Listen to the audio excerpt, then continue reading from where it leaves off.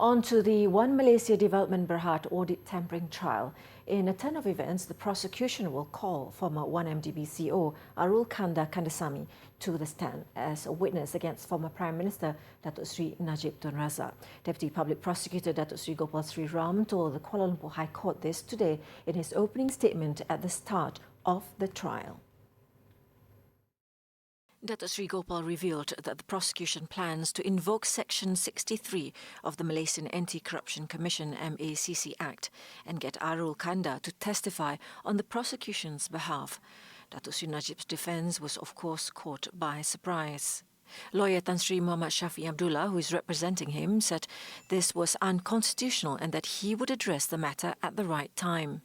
Meanwhile, Arul Kanda's lawyer, Datuk N. Sivanathan, also said he would apply to the trial judge to drop the charge against his client after Arul completes his testimony, should the prosecution invoke the provision.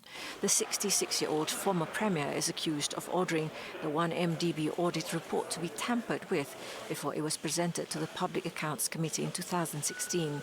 He is charged with using his office or position for gratification, for which he faces up to 20 years in jail and a fine if convicted. Arul Kanda is charged with abetting Datuk Seri Najib and faces the same penalties.